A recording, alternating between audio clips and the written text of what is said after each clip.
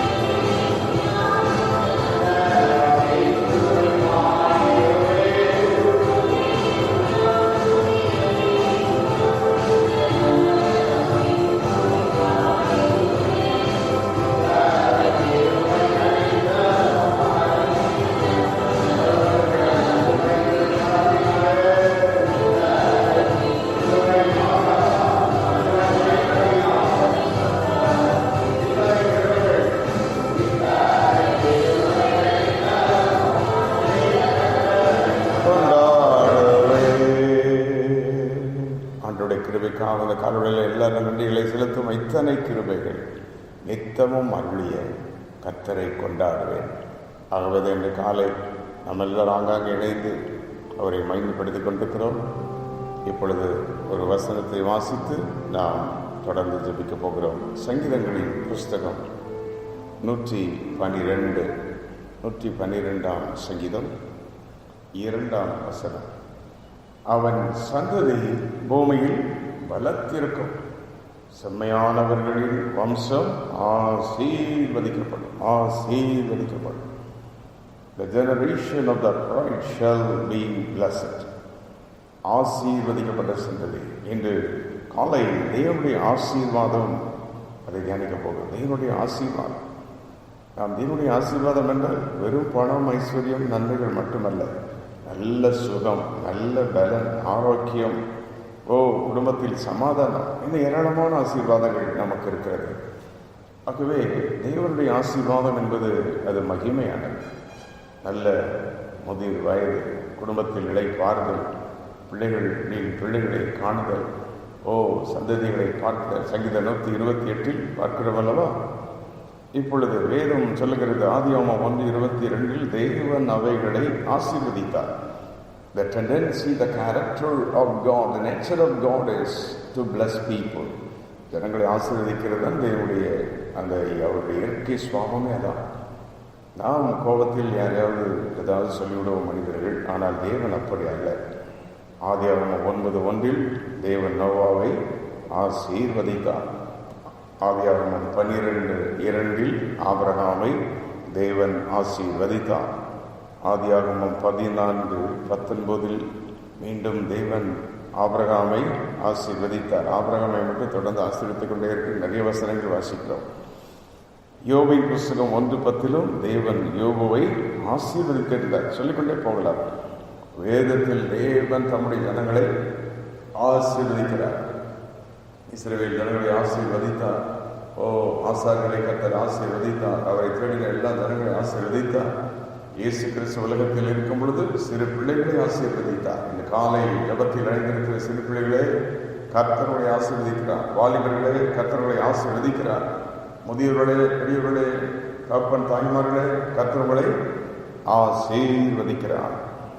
7 விதமான ஆசீர்வாதம் வேகமாய் நாம் சிந்தித்து ஜெபிக்க போகிறோம். 1, விசுவாச மார்க்கத்தாரை தேவன் ஆசீர்வதிக்கிறார். கலாத்தியர் 3:9 அந்தப்படி விசுவாச மார்க்கத்தார் ஆபிரகாமுடனே ஆசீர்வதிக்கப்படுகிறார்கள் என்று நாம் பார்க்கின்றோம். தேவனை விசுவாசித்து ரட்சிக்கப்பட்டு அவரை ஏற்றுக்கொண்டு ஞானஸ்கானத்தில் அவரோடு இணைந்து அவரை விசுவாசிக்கிறவங்க பேர் தான் விசுவாச மார்க்கத்தார். பைபிளை விசுவாசிக்கிறவங்க, வேதத்தை விசுவாசிக்கிறவங்க, தேவனை விசுவாசிக்கிறவங்க, ஜபத்தை விசுவாசிக்கிறவங்க, தீர்க்கதரிசனங்களை விசுவாசிக்கிறவங்க, ஊழியர்களை அவங்க வார்த்தைகளை நம்புறவங்க, தேவனை நம்புறவங்க, they are the people. அவங்க ஆபிரகாமின் மூலம் ஆசீர்வதிக்கப்படும். எப்படி ஆபிரகாம் ஆசீர்வதித்தார், அதுபோல இயேசுவின் நாமத்தில் தேவன் அவர்களை ஆசீர்வதிக்கிறார் என்று நாம் பார்க்கின்றோம். 2, நீதிமொழிகள் 28:20 நாம் வாசித்த சங்கீதம் 112:2 உண்மையுள்ளவர்களை தேவன் ஆசீர்வதிக்கிறார், செம்மையானவர்களை தேவன் ஆசீர்வதிக்கிறார். உண்மை. இந்த உலகத்தில் உண்மை என்பது இட்ஸ் a rare commodity. சிலர் சொல்வார்கள், உண்மை பேசினா வாழ முடியாது, உண்மை பேசினா திருமணம் நடக்காது, உண்மை பேசினா பிஸ்னஸ் பண்ண முடியாதுலாம் சொல்லுவாங்க. நல்லா புரிந்து கொள்ளுங்கள். என்று காலையில் என்றைக்கும் உண்மைக்கு ஒரு வேல்யூ இருக்குது. உண்மை என்றைக்கும் நிலைக்கும். அது ஒரு நாள் அழிந்து போல, தங்கத்தை போல, பொன்னை போல உள்ளது. ஆகவே உண்மை, அந்த உண்மை என்பது நமக்கு உண்மை கிடையாது. அதனால தேவனுடைய வார்த்தையில தான் உண்மை இருக்குது. அதை பேஸ் பண்ணி நாம் பேசணும். அவனுடைய வார்த்தையின்படியே பேசணும். கர்த்தருடைய வார்த்தையிலே நம்முடைய வார்த்தையை மாற்றிடும். கைவைத்து ஸ்தோத்திரம் பண்ணுங்க புரிந்தவர்கள். ஆமென், ஹல்லேலூயா. உலகத்தில் சொல்லுவாங்க, பொய் சொல்லி எதையாவது செஞ்சிடலாம் அப்படி மாட்டோம். வேதம் சொல்லுகிறது, உண்மையுள்ள மனிதர்களை தேவன் ஆசீர்வதிக்கிறார். உண்மையுள்ள ஊழியர்கள், உண்மையுள்ள விசுவாசிகள், உண்மையுள்ள வாலிபர்கள், உண்மையுள்ள பிள்ளைகள், பெற்றோருக்கு உண்மை, சபைக்கு உண்மை, தேவனுக்கு உண்மை, தேவனுடைய பார்வையில் உண்மையாக இருக்கிற தேவனுடைய பிள்ளைகள் எல்லாருக்கும் ஆசீர்வாதம் உண்டு. அன்றைக்கு வேதத்தில் யோசிப்பு உண்மையாக இருந்தபோது, பேற்ற நேரம் வந்தபோது கர்த்தர் உயர்த்தினாரா? எல்லாத்துக்கும் அவன் தன்னை ஒப்பு கொடுத்து விடவில்லை. வேதத்தின் பக்தர்கள் அநேகரை நாம் பார்க்கின்றோம் தேவனுக்கு வைராக்கியமாய் நின்றார்கள். 3, கர்த்தருக்கு பயப்படுகிறவர்களை கர்த்தர் ஆசீர்வதிக்கிறார். சங்கீதம் 115:13. கர்த்தருக்கு பயப்படுகிற சிறியோரையும் பெரியோரையும் கர்த்தர் ஆசீர்வதிக்கிறார். ஆம், ஃபியர் ஆஃப் த லார்ட், கர்த்தருக்கு பயப்படுதல் என்றால் என்ன? பக்கத்தில் பைபிளை வச்சுக்கிட்டு கையை அப்படின்னு நடுங்கி கேட்க அந்த பயம், அதை பற்றி அப்படி இல்லை. அந்த மூல பாஷையில் ஃபியர் ஆஃப் த லார்ட் என்பதற்கு மீனிங் என்ன சொல்லுங்கள்? டிபார்ட்டிங் ஃப்ரம் ஈவில், தீமையை விட்டு விலகுவதை கர்த்தருக்கு பயப்படும் பயம். அப்போ உலகத்தில் தீமையாக தெரிகிறது, வேண்டாதாக தெரிகிறது, அநியாயமாக தெரிகிறது, இதெல்லாம் விலகி தேவன் என்னை பார்க்கிறார் என்று தேவனுக்கு பயந்து வாழ்கிறது. அதான் காட் ஃபியரிங் பீப்புள். வேலையிலும் சரி, தொழிலும் சரி, குடும்பத்திலும் சரி, புருஷன், மனைவி, பிள்ளைகள், ஆலயம், ஊழியம், எதுலேயும் சரி தேவனுக்கு பயப்படணும். அப்படின்னா தீமை விட்டு விலகணும், சத்துருவை விட்டு விலகணும், அந்தகாரங்களை விட்டு விலகணும். அதான் கர்த்தருக்கு பயப்படும் பயம். இங்கே தேவனுக்கும் பயந்துட்டு அங்கே எல்லாத்துக்கும் தீமையிலையும் ஒன்றா சேர்ந்துட்டு இருக்கக்கூடாது. அது தேவனுக்கு பயப்படும் பயம் இல்லை. So we cannot have double action. 2 படகில் பயணம் செய்ய முடியாது. ஆகவே நமக்கு கர்த்தருக்கு பயப்படும் பயம் மட்டும் இருக்கணும், தீமையை விட்டு விலகிடணும். அங்கே நம்மளை ஆசீர்வதிக்கிறார். 4வது ஆலயத்தின் மூலம் ஆசீர்வாதம். சங்கீதம் 116:26.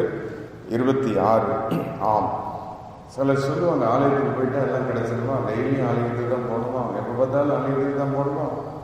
நான் சொல்கிறேன், எப்போதும் நம்ம வீட்டில் 3 நேரம் சமையல் நடந்துகிட்டே தான் இருக்குது. எப்போதும் அதை செஞ்சுக்கிட்டே தான் இருக்கணுமா, சாப்பிட்டுட்டே தான் இருக்கணுமா?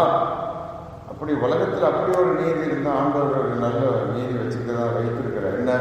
இவருடைய ஆலயம், ஆராதனை, ஜபம், பாடல், வசனம், அது உண்மைதான். ஆலயத்திலிருந்து ஒரு ஆசீர்வாதம் இருக்க தான் செய்யுது. There is a blessing in the temple of God. There is a blessing in the sanctuary of God. யாத்ராமத்தில் மோசேயின் ஆசரிப்பின் கூடாரத்தை பார்க்கிறோம். சாலமோனின் கூடாரம் நெகேமியா காலத்தில் கட்டப்பட்ட ஆலயம். பிறகு எசேக்கியேல் காலத்தில் ஆலயத்திலிருந்து ஜீவனத்தை புறப்பட்டு ஓடுகிறதை நாம் பார்க்கின்றோம். புதிய ஏற்பாட்டில் இயேசு ஆலயத்தில் நின்றார். காசு இருக்கிறவர்களெல்லாம் கடைக்காரில் தள்ளி விட்டு தேவனுடைய ஆலயம் என்று சொன்னாரா. இன்னைக்கு புதிய ஏற்பாட்டில் ஆலயத்திற்கு சபை என்று அழைக்கப்படுகிறது. கிறிஸ்து பெயருக்கு தலையாக இருக்கிறார். ஆகவே இந்த ஆலயத்தின் மூலம் தேவன் நம்மை ஆசீர்வதிக்கிறார். 5வது, கர்த்தருடைய ஊழியர்கள் மூலம் தேவன் நம்மை ஆசீர்வதிக்கிறார். பழைய ஏற்பாட்டிலே ஆசாரியர்கள் ஜனங்களை ஆசீர்வதித்தார்கள். மோசே ஜனங்களை ஆசீர்வதித்தார். தாவீது ஆசீர்வதித்தார். இன்றைக்கும் ஆலயத்தில் தேவனுடைய ஊழியர்கள் ஆசீர்வதிக்கிறார்கள். அதனால தான் நீங்கள் ஜபப்பட்டவர்களுக்கு போகும்போது, ஆராதனைகளுக்கு நீங்கள் போகும்போது ஊழியர்கள் கடைசி வரைக்கும் இருந்தால் ஆசீர்வாதம் போடுவாங்க. பிதாகுமார் பரிசுத்தாவின் நாமத்தினால் சில பாதியிலே போயிடுவாங்க. ஏன் இன்றைக்கு அனைவரும் கிறிஸ்தவர்களுக்கு ஆசீர்வாதம் இல்லை? ஜபம் முடிகிற வரைக்கும் இருக்க முடியாது. எல்லாத்துமே கர்த்தரை சோத்திரி சொல்றதுக்கு முடியாது. அங்கே இருக்கிற ஊழியர்களுடைய ஆசீர்வாதத்தை பெறுவதற்கு முடிவதில்லை. Very sad. என்னுடைய பிள்ளைகளை அறிந்து கொண்டு கிறிஸ்தவர்களாக இருந்தோம். அநேக சபைகளில் பெரியாளர்கள் இருக்கலாம். ஆனால் அந்த ஆசீர்வாதத்தை ரிசீவ் பண்ணுற அந்த காரியம் நம்ம வாழ்க்கையில் இருக்கணும். இருந்து ஆசீர்வாதத்தை பெற்றுக்கொண்டு செல்லணும். அப்போது தேவனுடைய ஊழியர்கள் டெக்ளேர் பண்ணுகிற ஆசீர்வாதம் எந்த ஆராதனையிலும் எந்த இடத்திலும் ஒரு தேவனுடைய ஊழியர்கள், தீர்க்கதரிசிகள் தேவ ஜனங்களை கரங்களை வைத்து ஆசீர்வதித்தால் அப்படியே பலிக்கும். ஆகவே ஆதியாகமம் 47:7 அங்கே பார்க்கிறோம். யாத்திரா 39 மோசே ஆசீர்வதிக்கிற இதை பார்க்கிறோம். இப்படி வேதத்தில் பரிசுத்தவான்கள் ஊழியர்களுக்கு ஆசீர்வதிக்கிறார்கள். அடுத்தது பார்க்கிற 6வதாக, வானத்தின் பலகணிகளை திறந்து இடங்கொள்ளாமல் போக மட்டும் ஆசீர்வதிக்கிறேன். தேவனை கனப்படுத்துறதுக்கு ஒரு ஆசீர்வாதம் இருக்குது. Giving to God. தேவனுக்கு நம்முடைய தசமானங்கள், காணிக்கைகள், நம்முடைய நேரங்கள், நம்முடைய ஊழியர்கள், நம்முடைய சாக்ரிஃபைஸ் எல்லாத்தையும் செலுத்தும் போது அதுக்கு நிச்சயம் பலன் உண்டு. நம்ம மல்கியா 3:10 வானத்தின் பலகணிகளை திறந்து 3:8 வாசிக்கிறோம். அதை பார்த்தோன்னே சில நினைப்பாங்க பணத்தை கொடுத்து கர்த்தர் பணத்தை தருவார். இல்லை, நீங்கள் ஆலயத்தை நீங்கள் கனம் பண்ண நான் எல்லாவற்றும் ஆசீர்வதிப்பேன்னு சொல்லியிருக்கிறேன். So God doesn't pay you money. இது ஒரு பேங்க் கிடையாது. தேவன் சர்வ வல்லவர். சுகம், பலன், ஆரோக்கியம், நன்மை, நீடி, ஐசு, சமாதானம், சந்தோஷம், ஆவிக்குரிய வரம் எல்லாமே ஆசீர்வாதம் தான். அந்த வேதத்தில் வாசித்த எபேசியர் 1:3 I will bless you with all spiritual blessing அப்படிங்கிறார். சகல ஆசீர்வாதங்களினால் நம்மளை ஆசீர்வதிப்பார். இன்னைக்கு அனைவரு காணிக்கை கொடுத்துட்டு திரும்பி ஏதாவது வருமா, வேலை கிடைக்குமா, இப்படி எதிர்பார்த்துட்டு இல்லை. உங்களுக்கு கொடுத்துருக்கிற எல்லா ஆசீர்வாதமும் தேவனத்தில் தான் வந்தது. புரிந்தவர்கள் கரங்களை வைத்து சுதந்திரம் பண்ணுவோம். தேவனுடைய ஊழியர்களே, பரிசுத்தவான்களே, கர்த்தர் காலை சொல்கிறார், நான் உங்களை எல்லாவற்றிலும் ஆசீர்வதித்திருக்கிறேன். 7வதாக, விடாப்பிடியாக ஜெபிக்கிறவர்களை கர்த்தர் ஆசீர்வதிக்கிறார். ஆதியாகமம் 32:26, யோபு 42:10 ஆகிய வசனங்கள் சொல்லுகிறது. பழைய ஏற்பாட்டில் அங்கே முதலில் யாக்கோபு ராம்பொழுது ஜெபித்து ஆசீர்வாதத்தை பெற்றார். இந்த பக்கம் சங்கீதத்துக்கு முந்தின புத்தகத்தில் யோபு அவரும் தேவனுடைய ஆசீர்வாதத்தை ஜெபித்து பெற்றுக்கொண்டார் என்று வேதம் நமக்கு சொல்லுகிறது. ஆகவே ஜபத்தில் ஒரு ஆசீர்வாதம் இருக்குது, துதியில் ஒரு ஆசீர்வாதம் இருக்குது. இப்போ கைவித்துக்கு இந்த கால ஜபத்தில் ஒரு ஆசீர்வாதம் இருக்குது. அதனால இந்த காலையில் இந்த ஜபத்தில் கடைசி அந்த நாத்தமாக வரைக்கும் இருந்து ஆசீர்வாதத்தை வாங்கணும், வசனத்தை கேட்கணும். ஒரு 20 minutes தான் ஜெபிக்கிறோம், 21 minutes தான் ஜெபிக்கிறோம். Very short prayer. ஆனால் இதில் பெரிய ஆசீர்வாதம் உண்டு. இதை நீங்கள் தொடர்ந்து ஜெபிக்கலாம், பல மணி நேரம் ஜெபிக்கலாம். ஓ ஹல்லேலூயா! இப்பொழுது கர்த்தருடைய மகிமை ஒவ்வொரு இடத்தையும் மூடி இருக்கிறது. தேவன் நம்மை ஆசீர்வதிக்க விரும்புகிறார். இன்றைக்கு தேவன் சொல்லுகிறார், நான் உங்களை ஆசீர்வதிப்பேன். லூக்கா 24:50 இயேசு கரங்களை உயர்த்தி அவர்களை ஆசீர்வதித்தார். இன்றைக்கு காலவெளியில் ஜபத்தில் இருந்திருக்கிற தேவனுடைய பிள்ளைகளுக்கு இந்த 7 விதமான ஆசீர்வாதத்தை கற்றுத் தரப்போகிறார். கரங்களை வைத்து ஸ்தோத்திரம் பண்ணி, ஆண்டவரே, விசுவாச மார்க்கத்தாரின் ஆசீர்வாதத்தை பெற்றுக்கொள்கிறேன். உண்மையுள்ள மனிதனுக்குரிய ஆசீர்வாதங்களை இயேசுவின் நாமத்தில் பெற்றுக்கொள்கிறேன். கர்த்தருக்கு பயப்படுகிற குடும்பங்களுடைய ஆசீர்வாதத்தை பெற்றுக்கொள்கிறேன் சொல்லி ஸ்தோத்திரம் பண்ணுவோம். 7 விதமான ஸ்தோத்திரம். ஆலயத்தின் மூலம் வருகிற ஆசீர்வாதங்களை இயேசுவின் நாமத்தில் பெற்றுக்கொள்கிறேன். கர்த்தருடைய ஊழியர்கள் டெக்ளேர் பண்ண எல்லா ஆசீர்வாதங்களையும் இயேசுவின் நாமத்தில் பெற்றுக்கொள்கிறேன். எந்த சாபமும் வேண்டாம். சாத்தானுடைய சாபம், யார் போட்ட சாபம், யார் மூலமும் அந்த எந்த சாபமும் வந்து பலிக்கக்கூடாது. இந்த ஆசீர்வாதங்கள் வந்து பலிப்பதாக நாங்கள் கர்த்தருடைய ஊழியத்தை கனம் பண்ணுவதன் மூலம் வருகிற ஆசீர்வாதங்களை பெற்றுக்கொள்கிறேன்.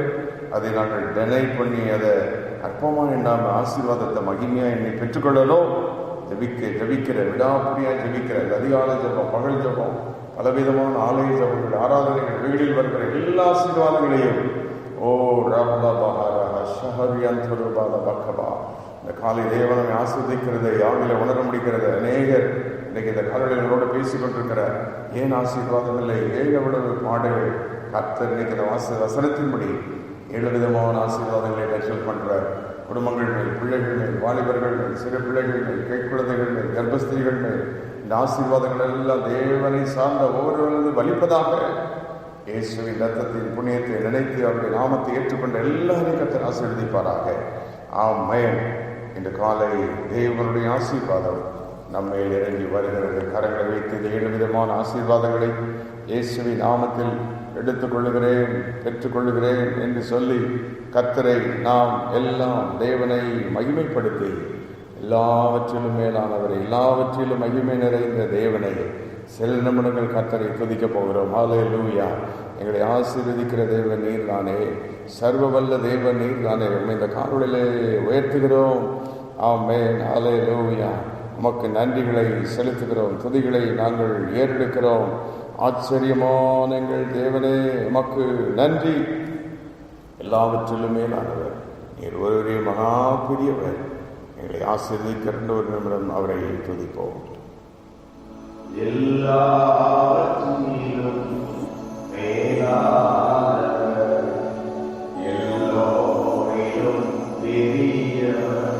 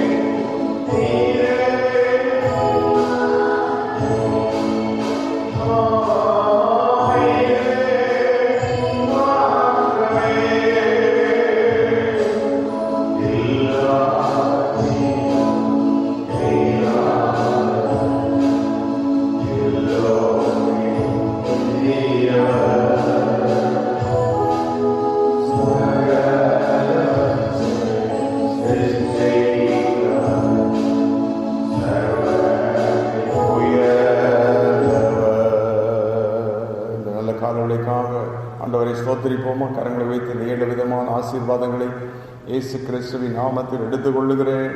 தேவனை ஆராதிப்பதில் உள்ள ஆசீர்வாதங்கள் எந்த ஆசீர்வாதத்தினால் அசட்டுத்தனமாக இழத்துட்டு விடாதபடி, அசட்டை பண்ணி விடாதபடி அதை மகிமையாக எண்ணி தேவனிடத்திலிருந்து பெற்றுக்கொள்ள வேண்டும். தேவன் கொடுத்த நல்ல சுகம், பலன், ஆரோக்கியம், அவருடைய கிருபைகளுக்காக ஸ்தோத்திரம் என்று சொல்லுவோம். இன்று காலை தேவன் நம்முடைய பிள்ளைகளை ஆசீர்வதிக்கிறார், குடும்பங்களை ஆசீர்வதிக்கிறார், சபையை ஆசீர்வதிக்கிறார், ஊழியர்களை ஆசீர்வதிக்கிறார். எல்லா ஆசீர்வாதங்களை இயேசுவின் நாமத்தில் பெற்றுக்கொள்வோமாக. சர்வ வல்லமுள்ள தேவனே, இன்று காலை கொஞ்ச நேரம் ஆடி ஒதுக்க இந்த சில நிமிடங்களை கொடுத்தீர்கள். நன்றி. இந்த நிமிடத்தை காணச் செய்து, பாடச் செய்து, துதிக்க வைத்தீர். நீர் ஆசீர்வதிக்கிற தேவன். ஆபிரகாமை, ஆண்டவரை, நோவாவை, தேவனுடைய பிள்ளைகள் அனைவரையும் வேதாகமம் ஆசீர்வதித்தேன். இன்றைக்கு எவ்வளோ பேரை ஆசீர்வதித்துக் கொண்டே இருக்கிறேன். இந்த காலை நேரத்தை ஜெபிக்கிற நம்முடைய பிள்ளைகள் ஒவ்வொருவரையும் ஆசீர்வதியும். விசுவாசிகள், குடும்பங்கள், ஊழியர்கள் யாவரையும் ஆசீர்வதி. மகிமையினால் நிரப்போம். இந்த 7 விதமான ஆசீர்வாதங்கள் எங்கள் குடும்பங்களிலும் வாழ்க்கையிலும் சபையிலும் வந்து வலிப்பதாக உண்மை நாங்கள் மகிமைப்படுத்துகிறோம், உண்மை உயர்த்துகிறோம், உண்மை நேசிக்கிறோம், எங்களை அர்ப்பணிக்கிறோம், தாழ்த்துகிறோம், படைக்கிறோம். இந்த நாள் முழுவதோடு வாரும், வழி நடத்தும், பாதுகாத்துக் கொள்ளும், ஒருவரை கைவிடாது. யார் எங்கள் விலவீனம் வந்தாலும் தூக்கி நிறுத்தும், சொந்து போனால் கர்த்தர்களை தூக்கி நிறுத்தும். தொழில்களில் நம்முடைய வல்லமை இறங்கட்டும். வரவேண்டிய நியாயமான ஆசீர்வாதங்கள் வந்து சேரட்டும். இயேசுவின் நாமத்தினாலே தடைகளை உடைக்கிற ஜீசஸ் நேம் அற்புதங்களை செய்யும். ஒருவரையும் நீ கைவிடாதே. கரம் தொட்டு ஆசீர்வதி, எங்களை தாழ்த்துகிறோம். இயேசு கிறிஸ்துவின் நாமத்தில் கேட்கிறோம் பிதாவே. ஆமென், ஆமென், ஆமென்.